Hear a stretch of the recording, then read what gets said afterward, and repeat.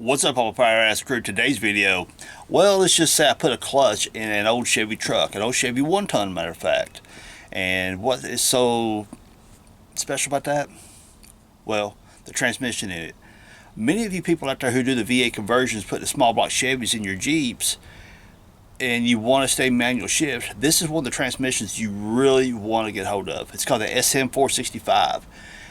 Depending on how you want to say it, it could either be a 3-speed with a granny overdrive, or it's a 4-speed with a super low first, however you want to say it. This transmission is solid cast iron. It is a beast. Now, one of the things that a lot of people get them confused on is how do you get the shifter out of it?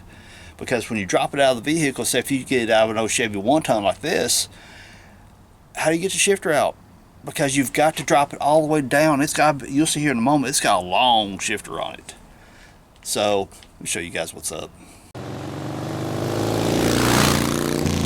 As you look at the shift knob, you can see what I mean by what is it you want to call it. It can be a 4-speed because why? You got 4 forward gears in a reverse, or it can be a 3-speed with a granny low. L, 1, 2, 3. And I'll pop the specs up over here of the gear ratio for this transmission. It is ridiculously, that low right there is your perfect rock crawling gear. If you want to creep over those rocks slow and low, that's the transmission you need, the SM465. Now you pull the boot up after you take all the screws out, and you get down here to the transmission shifter where it goes into the transmission. You see right there these roll pins that people see. You're like, oh, I need to beat that through, because it appears, because there's another one over here. It looks like you need to take a hammer and beat all the way through the whole tower here, and you'll get it out. That is absolutely no, incorrect. What it is, this goes into here, stops. This one goes into this side, it stops, and sets into a groove where the shifter pivots on, which you'll see here in just a little bit.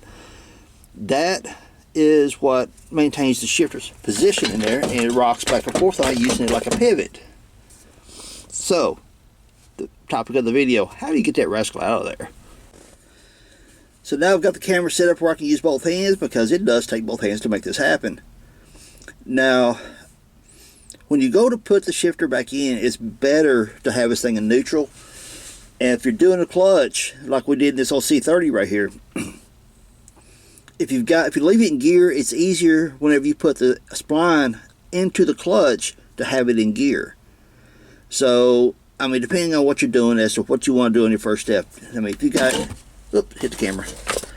Like right there, let it come back here. Clutch it.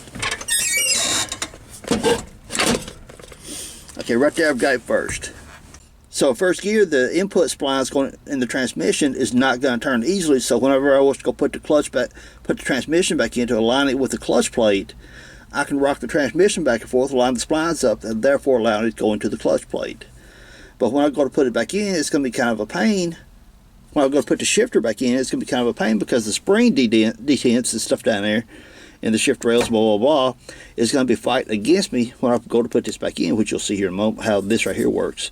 So when I go to put it back in, I'll drop the shifter in, and I'll just kind of give it a... there we go. Now we've got it neutral. It goes in a lot easier. So, but for demonstration purposes right now, I'm just going to leave it neutral. Show you guys how to remove this thing. My camera's being cranky. Stay. So what you want to do is press down on this right here. You press down, rotate. See that? I press down. You'll see it to press down probably just quarter inch or so. Rotate it maybe like a 16th or 8th turn. Then you'll take the shifter and pull up. You see right there? That is where those rods come locking up in through here. These things right here, they go in and lock into the transmission, allows it all to pivot on it. Pull it on out. You see right there are the roll pins. So the whole misconception is, let's drive those roll pins all the way through the shifter. You can see that's a major no-no, because it actually will bind your shifter and damage everything. It won't shift correctly. So now we're going to put the shifter back in. This right here, drop it back in.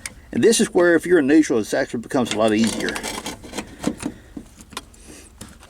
So you'll drop it in, pick this up right now and move the shifter. My camera's about to knock it over.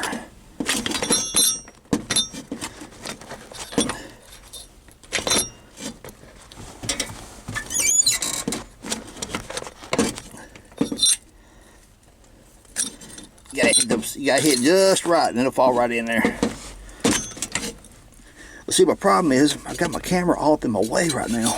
How am I doing this? Okay, I'm going to move this camera out of my way for a moment. I'll be right back. Okay, it finally fell in place. So what happened, I was having to reach around the camera and I couldn't get that proper angle I needed. But once you get that flat part of that shifter where it goes inside, once you hit that pocket that it goes into, I pushed the shifter forward a little bit and it said, just dropped. It done great. So now we're going to take this, we'll set it in there like that, push down, turn it back towards you, and boom, it's locked in. And we come over here, we clutch this over and go right there and there. See, no problems. So that's how you remove and install a shifter in the SM465. See, it's not really hard once you figure out what you need to do. Just the collar, twist it, push and twist, pull it up, or take the shifter out. When you go put it back in, you got to make sure that little flat spot at the end of that shifter rod or to the shifter itself falls in that pocket. You may have to grab hold of the shifter, move it back and forth. That's where the camera, where it was in my way, I wasn't able to hold that pivot ball and grab the shifter and move it without hitting the camera and knocking it over. So what you basically do is hold your fingers at the top of that pivot ball right there, rock the shifter back and forth. That'll make that end of the shifter fall in its pocket down there, and it'll drop right on down. Then the little lock collar, rotate it, push it down, twist and rotate, and it locks right back in place. Now I realize this is part of my normal Jeep videos, but these transmissions are used very commonly in rock crawler rigs because of that super deep first gear.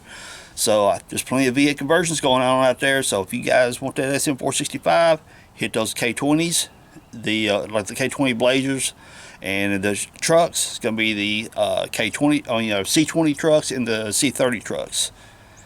And how many is in the junkyard, I have no idea. But I know if I run across one in the junkyard, I'm going to snatch one for myself.